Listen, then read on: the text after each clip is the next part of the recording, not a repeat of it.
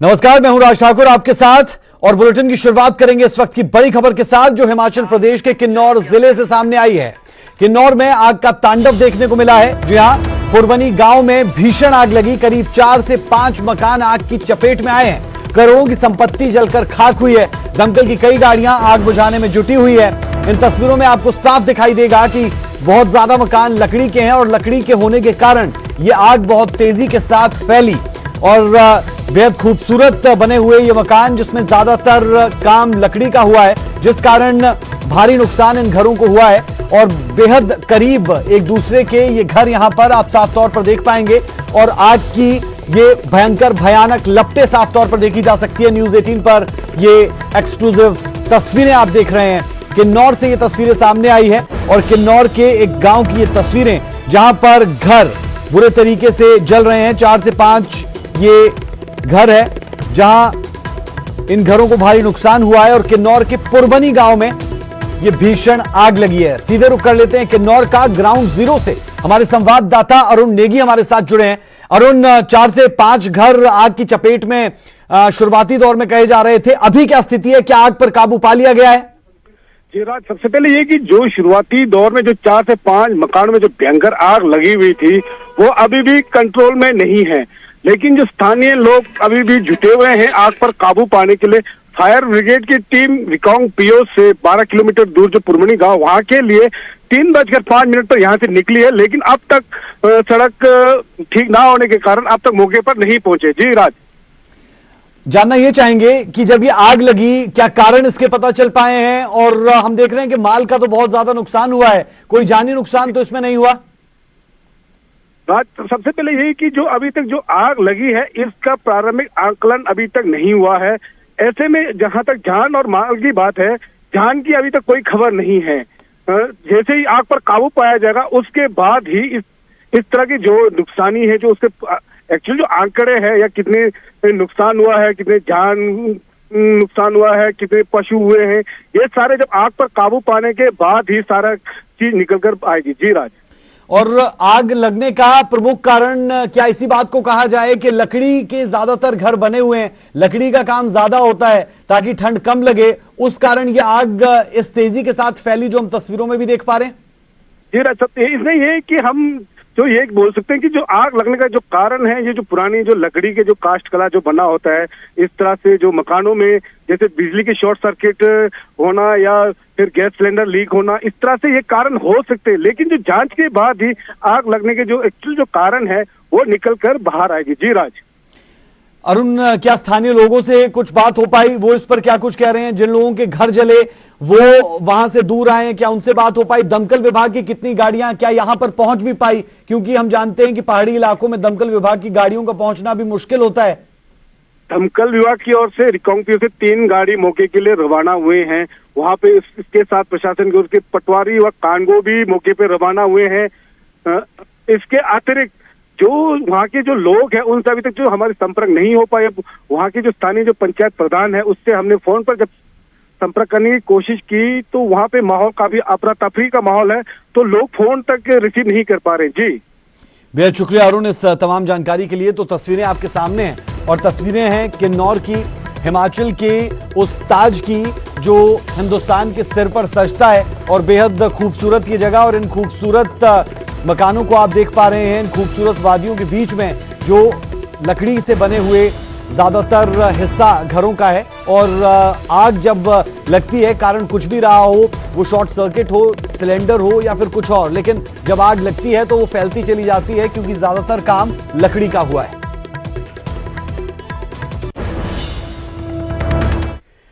और अगली खबर का रुख कर रहे हैं। खबर बीजेपी के राष्ट्रीय अध्यक्ष जेपी नड्डा के बाद पीएम मोदी के उस बयान की बात करेंगे जहां पंजाब के किसानों को लेकर यह बयान दिया गया, जिसके बाद पंजाब के किसान खुद को आहत महसूस कर रहे हैं। बिहार में चुनावी रैली को संबोधित करते हुए पीएम नरेंद्र मोदी ने कहा कि एमएसपी और मंडी की आड़ में बिचौलियों को बचाने की साजिश हो रही है। यह रिपोर्ट जरा आप देखें। के बीच हमारे देश के यशस्वी प्रधानमंत्री जी यहां उपस्थित हो चुके हैं।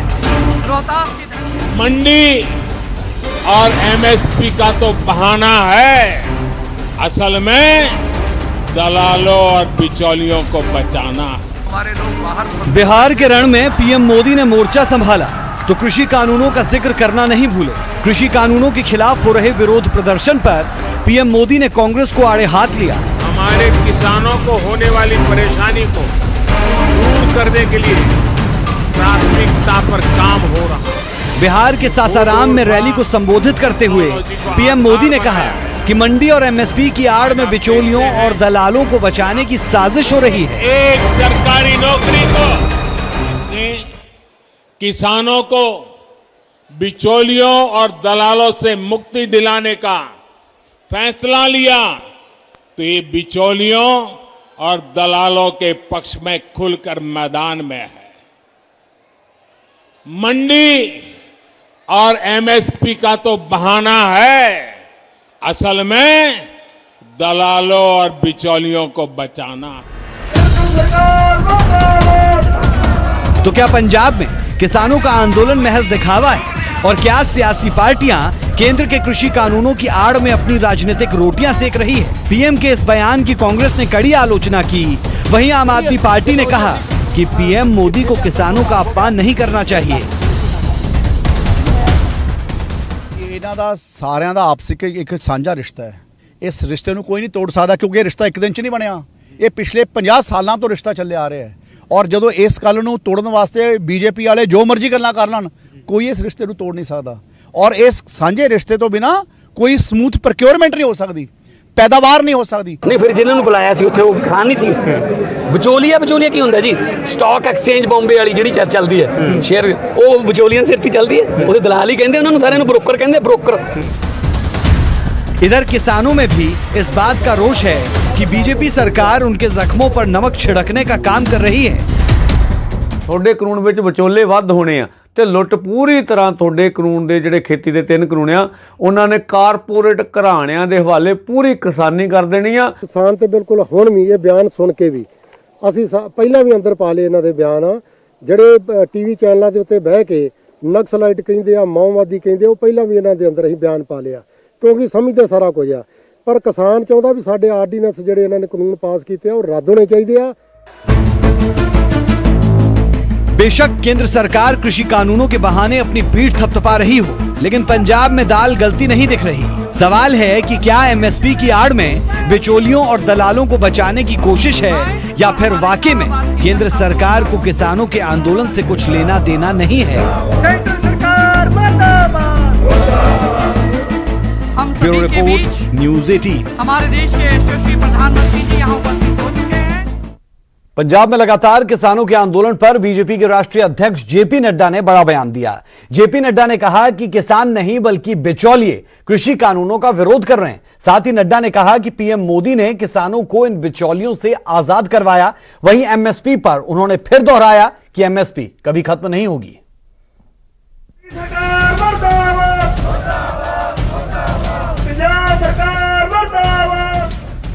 कृषि कानूनों के खिलाफ सड़कों पर, रेलवे लाइनों पर संघर्ष कर रहे ये लोग कौन हैं? क्या ये किसान नहीं, क्या ये बिचौलिए हैं? अपना घर बार छोड़कर धरनों पर बैठे नौजवानों, औरतों, बच्चों और बुजुर्गों में बीजेपी के राष्ट्रीय अध्यक्ष जेपी नड्डा को बिचौलिए नजर आते हैं। और बात बताऊं आपको पंजाब के किसानों के बारे में, ये किसान का आंदोलन नहीं है, ये बिचौलियों का आंदोलन है। नड्डा के बयान के बाद किसानों में गुस्सा है। किसानों ने नड्डा के पुतले साड़े। किसानों ने कहा कि ये बयान हमारे संघर्ष का अपमान है, हमारे जख्मों पर नमक छिड़का जा रहा है, हमें उकसाने की कोशिश हो रही है।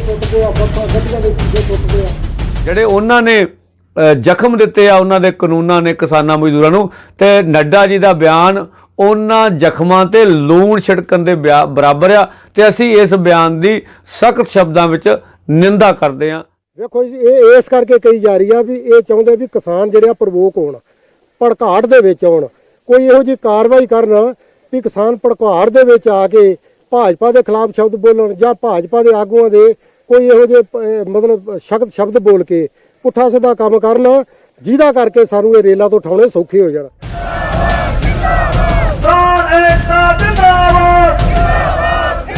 अच्छा होता नड्डा साहब यदि आप इन मेहनत कश लोगों को बिचौलिया बताने से पहले एक बार इनसे मिल लेते। घर का चूल्हा चौका संभालने वाली इन औरतों को आंदोलन में क्यों आना पड़ा ये समझ लेते। संघर्ष के राह चल रहे इन फिक्रमंद चेहरों को नजदीक से देख लेते। इनके नारों और आवाज से निकले दर्द को सुन लेते तो शायद इन धरनों पर बैठे मेहनत कश लोगों को प्रभावित करने में आप गलती ना करते।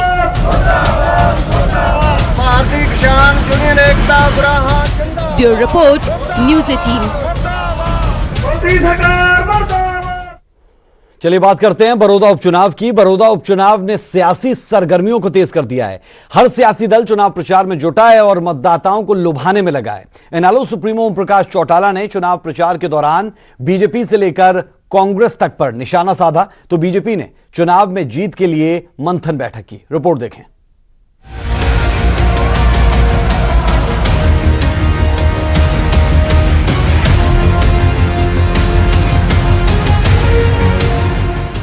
बड़ौदा का बाजीगर कौन होगा? कौन जीतेगा चुनावी दंगल? किसे मिलेगा बड़ौदा की जनता का आशीर्वाद? इन सवालों का जवाब 10 नवंबर को उपचुनाव के नतीजों से मिल जाएगा। लेकिन अभी बड़ौदा उपचुनाव में सभी सियासी दल खूब पसीना बहा रहे हैं। इनेलो की ओर से चुनाव प्रचार में खुद इनेलो सुप्रीमो ओपी चौटाला उतर गए। उन्होंने कांग्रेस और बीजेपी पर निशाना साधा और कहा कि इन पार्टियों की सरकार में कभी विकास नहीं हुआ, विकास उनकी सरकार में हुए। आज प्रदेश पर 2 लाख के करीब कर्ज है। वो सत्ता से जाते हुए सरकारी खजाने में 1 लाख करोड़ रुपए छोड़ कर गए थे। लेकिन हमारी जब सरकार गई थी जी, तब लाखों करोड़ रुपए हमने खजाने में छोड़ा था जी। और आज 2 लाख करोड़ से भी ज्यादा का कर्जा है हरियाणा सरकार के। ओपी चौटाला ने तो बड़ौदा उपचुनाव के बाद प्रदेश में मध्यावधि चुनावों की भविष्यवाणी कर दी। हमारी पार्टी का प्रत्याशी विजयी होगा और उसके परिणाम स्वरूप मध्यावधि चुनाव होंगे, क्योंकि इस सरकार के विधायक जो हैं वो तो भाग रहे हैं और भागेंगे। इनका गठबंधन टूट जाएगा और फिर निश्चित रूप से चुनाव होगा और मध्यावधि चुनाव का परिणाम जो है वो इस चुनाव के परिणाम के साथ जुड़ेगा।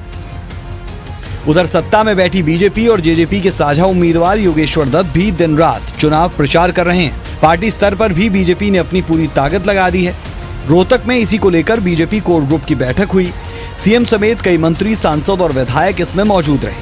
सीएम ने इस दौरान जातिगत राजनीति पर एक बड़ा बयान दिया। हरियाणा में एक राजनीतिक कैंसर है और वो है जातिगत राजनीति। इसको तोड़ने का काफी प्रयत्न किया जा रहा है, देश में भी प्रदेश में भी। आपको क्या लगता है कि पिछले 5-7 साल से ये राजनीतिक जो कास्टिस्ट पॉलिटिक्स का कैंसर है, जातिगत राजनीति का, ये 5-7 साल से घट रहा है, वहीं खड़ा है या बढ़ रहा है? कल मैं गांव में था, अपने गांव में, और सभी पूरे गांव ने समर्थन पूरे गांव ने फैसला किया कि ये चुनाव हम लड़ेंगे और पूरे हलके में जाएंगे। और कल से समझिए कि ये चुनाव बैठवाड़ कल पूरे गांव का चुनाव था। कांग्रेस ने भी बड़ौदा में अपनी सियासी जमीन बचाए रखने के लिए ताकत झोंक दी है, तो वहीं इनेलो भी जीत का दावा कर रही है। कुल मिलाकर ये चुनावी चुनौती हर पार्टी का जनाधार का गणित बताएगी। Bureau report, news 18। अगर आप शिमला घूमने की प्लानिंग कर रहे हैं तो आपके लिए अच्छी खबर है। एक बार फिर से वादियों में ट्रेन की छुक छुक सुनाई देने लगी है। 7 महीने के लंबे इंतजार के बाद ट्रेन सेवा फिर से शुरू हुई है। यह रिपोर्ट देखिए।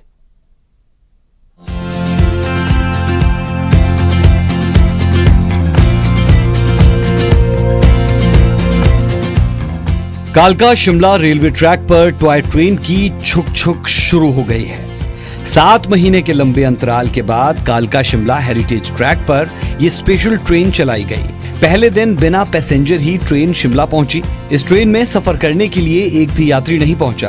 3 यात्रियों ने बुकिंग करवाई थी, लेकिन ट्रेन निकलने के समय तक वो स्टेशन नहीं पहुंचे।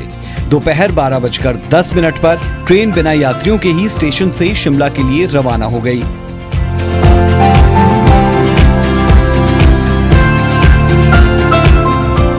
मौजूदा वक्त में क्या शेड्यूल रहेगा, आइए देखते हैं। कालका शिमला स्पेशल ट्रेन कालका से होकर शिमला पहुंचेगी।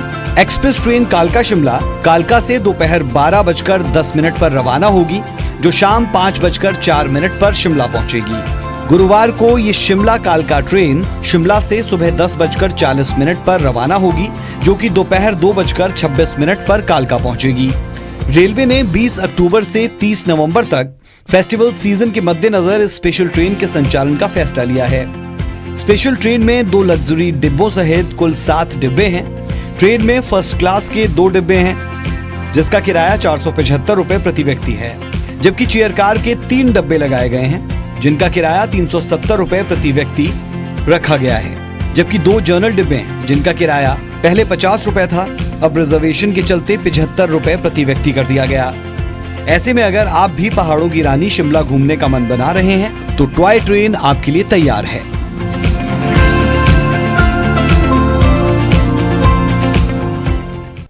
वक्त एक छोटे से ब्रेक का, ब्रेक के उस पार कुछ और अहम खबर।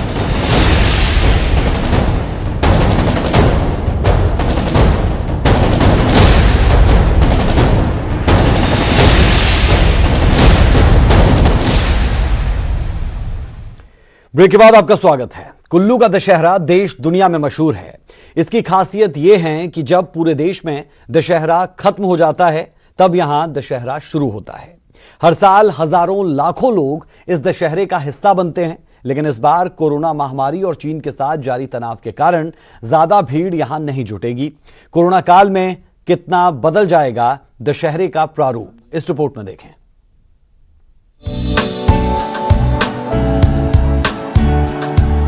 हिमाचल के लोगों की सांस्कृतिक और धार्मिक आस्था का प्रतीक कुल्लू का दशहरा इस बार 25 अक्टूबर को शुरू होने जा रहा है। कुल्लू का अंतर्राष्ट्रीय कुल्लू दशहरा इस बार काफी बदला होगा। कोरोना महामारी को देखते हुए कई बदलाव किए गए। कोरोना के चलते अंतर्राष्ट्रीय कुल्लू दशहरे में इस बार ज्यादा भीड़ नहीं जुटेगी। पहली बार हजारों की जगह मात्र 200 लोग ही भगवान रघुनाथ के रथ को खींचेंगे। इस बार सूक्ष्म तरीके से मनाए जा रहे उत्सव में देव परंपराओं को निभाने के लिए मात्र आधा दर्जन देवी देवताओं के रथ ही भाग लेंगे। रथ यात्रा से शुरू होने वाले 7 दिवसीय दशहरा उत्सव के सफल आयोजन के लिए रघुनाथ के कारकुनों ने तैयारियां शुरू कर दी है। कोरोना के बढ़ते मामलों को देखते हुए दशहरा उत्सव समिति भी अधिक भीड़ एकत्रित करने के पक्ष में नहीं है। भगवान रघुनाथ के मुख्य छड़ीबरदार महेश्वर सिंह ने कहा कि दशहरे में भगवान रघुनाथ की रथ यात्रा होगी और इसको लेकर तैयारियां की जा रही है। कोरोना के कारण रथ यात्रा में सभी जरूरी चीजों का ध्यान सबको रखना है। सरकार के आदेशानुसार ही दशहरा मनाया जाएगा। अंतर्राष्ट्रीय कुल्लू दशहरे के 7 दिवसीय उत्सव में भगवान रघुनाथ की भव्य रथ यात्रा में 7 देवी देवताओं के निशान नहीं, बल्कि देवताओं के रथ ही शामिल होंगे।